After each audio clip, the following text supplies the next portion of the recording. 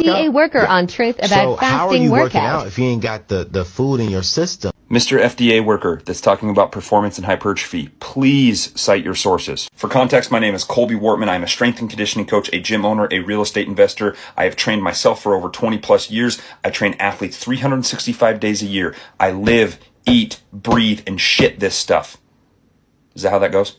Maybe I don't shit this stuff, but you get the point. So I have some problems with the statements made in this video, so let's get into it. Mr. FDA worker bluntly says and misleads people, saying that fasted workouts increase the rate of muscle growth as compared to non-fasted workouts. If that's the case, please cite your sources. Also for context, just so you don't think I'm completely against fasted workouts, every single day, Monday through Sunday, my workouts are done fasted. Not because it gives me superpowers, not because I'll be superhuman, not because I want to live till I'm 150, because it fits my schedule, because it makes sense for my life, because it fits my total caloric load each day. So let's get into the statement. He bluntly says that fasted training increases the rate of muscle growth as compared to non-fasted workouts. Is that true? So here's the research I'm exposed to. The effects of IF combined with resistance training on lean body mass, a systematic review. Done in 2020 and is systematically reviewing 8 studies. Throughout this study, there are some similarities and differences across all 8 different studies, but the majority of them had a 14 to 15 hour fasting window with bodybuilding workouts 3 to 4 times a week. So what are the results?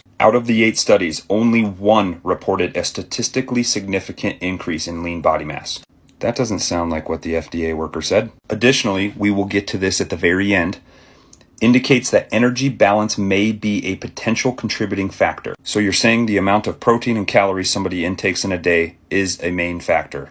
And this systematic review shows that a lot of these studies need longer durations. 4 to 8 weeks is the longest that they've had in all 8 studies. I pick out this piece right here because it shows that caloric intake is king. Out of the 8 studies, 1 showed a reduction in lean body mass from baseline. So I'm not going to take a blanket statement like this FDA worker did and say that fasting causes muscle loss. But what it does show you is that caloric intake and protein intake run the world. Caloric and protein intake will dictate if you gain or lose, not fasting. Again, some studies have shown lean body mass increases. However, only 1 was statistically significant increases in lean body mass. And just as we said, this does support that appropriate energy surplus is what causes this, not the fasting. So I hope you get the picture here. That FDA worker statement is false, backed up by the systematic review. Intermittent fasting can be an amazing tool for people if it works for your schedule, if it works for your caloric intake. But IF is just a fancy way of getting into a deficit. That's it. You aren't going to poop rainbows. You aren't going to be a millionaire. It's nothing special. Track your calories, eat protein, and lift.